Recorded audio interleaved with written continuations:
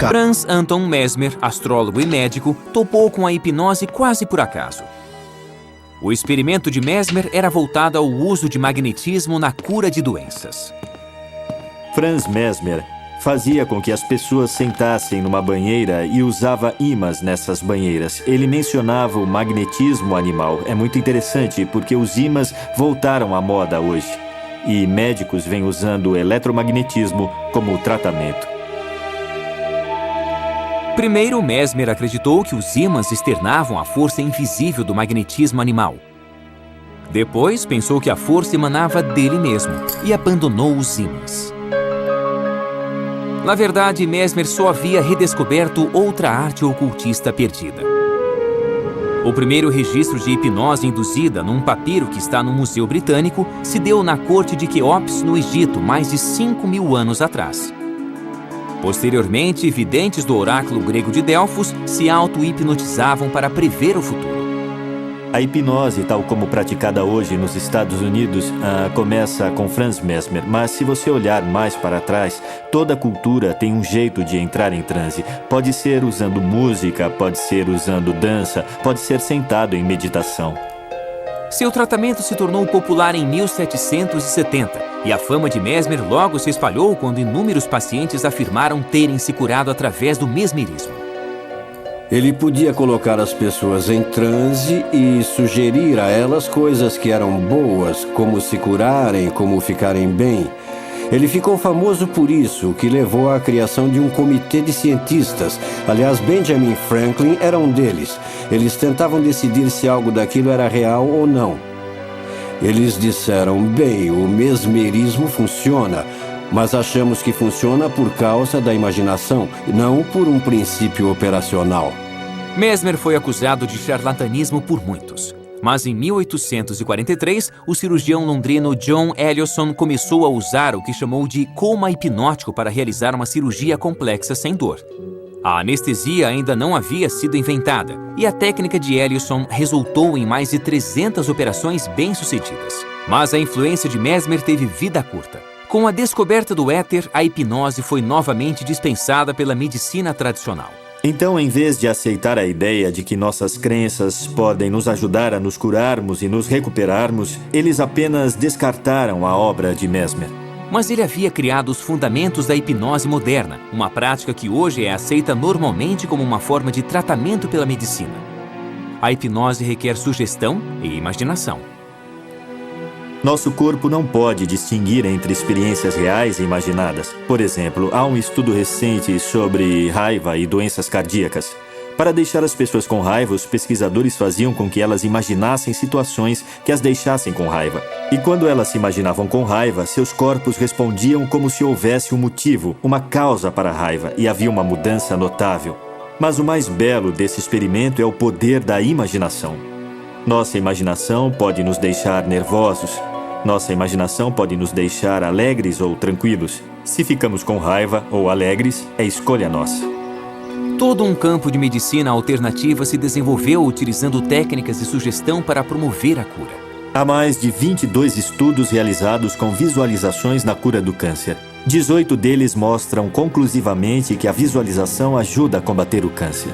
Não é surpresa. Obviamente, a nossa mente regula funções corporais. Então, se você pode influenciar a mente, seja pela meditação, seja desenvolvendo certas frequências de ondas mentais, seja apresentando imagens e ideias, é claro que você deverá obter um efeito na materialidade da doença ou uma eficácia no tratamento. Cientistas estudaram o fenômeno cuidadosamente, mas ainda não é claro como e por que ele funciona. Há dois critérios quando se encontra um novo fenômeno. Um é, ele se encaixa no panorama do que sabemos em ciência ou sobre a mente? O segundo é, pode repeti-lo? A hipnose é rejeitada pela primeira razão, que não é o melhor motivo.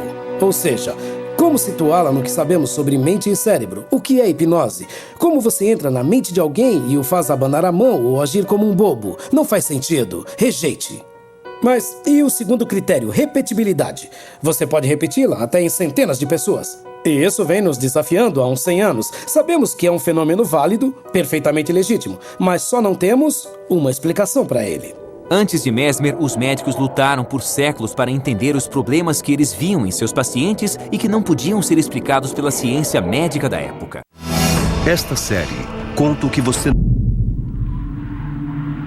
Uma parte importante do conhecimento do mundo foi desenvolvida pela astrologia, alquimia e pela magia. As bases da ciência atual foram criadas pelas artes ocultas da antiguidade. It's the mystery, and that mystery is also the center of the scientific quest.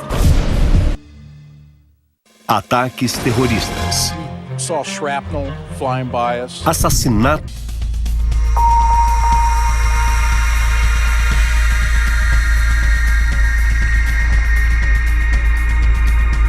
Em 1885, a humanidade estava mudando. Carl Benz havia criado o primeiro veículo movido a gasolina. O Dr. Sigmund Freud estava numa grande empreitada, tentando resolver os problemas emocionais de seus pacientes. Ele tentou a hipnose.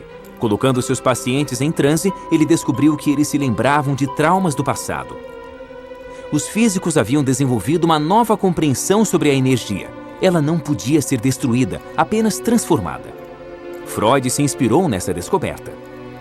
Ele era brilhante, tinha opiniões firmes e era um grande estudioso. Então, ele olhou à sua volta e viu um conhecimento sistematizado que ganhava força no que era chamado de ciência natural e que depois se tornou a física. Ele pegou aquelas metáforas e as passou para a psique. Freud descobriu o inconsciente. Ele viu a personalidade humana como um sistema de energia psíquica. A energia que não se expressava conscientemente se desviava para o inconsciente do paciente, criando as neuroses. Freud identificou a energia sexual reprimida como a causa de toda doença mental.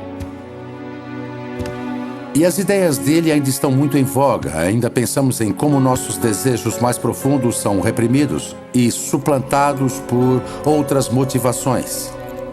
É a extrapolação freudiana do modelo físico para o domínio psíquico.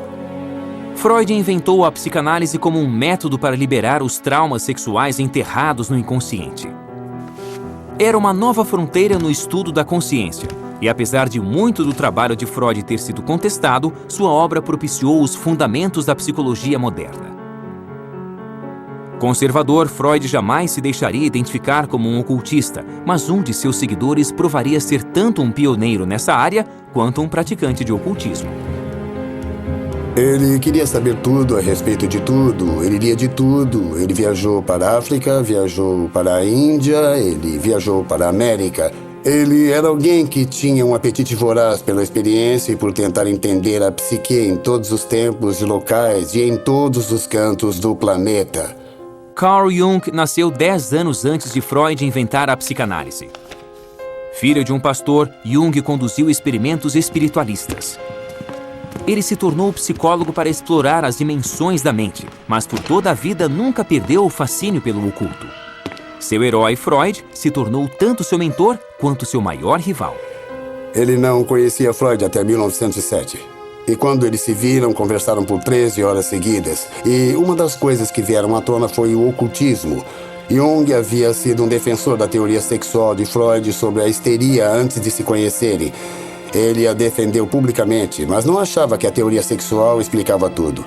E quando ele se sentou com Freud por 13 horas, Freud assumiu uma expressão muito séria. Olhou para Jung e disse: "Você precisa fazer uma coisa, meu filho. Você precisa me prometer que nunca vai abandonar a teoria sexual e que vai fazer dela um dogma, uma fortaleza contra a maré negra de lama." Então ele hesitou e disse: "Do ocultismo." Jung se recusou a acreditar que a repressão sexual explicava tudo e não pensava em desistir do ocultismo. E Freud garantiu que Jung pagaria o preço. Jung, na época da ruptura com Freud, era presidente da Associação Internacional de Psicanálise. E Freud não queria deixar a instituição a cargo de Jung. Então, nos bastidores, quase numa prática ocultista, ele formou um pequeno comitê e deu a cada um dos membros um anel e fez com que cada um jurasse segredo. Então eles começaram uma certa conspiração para se livrarem de Carl Jung.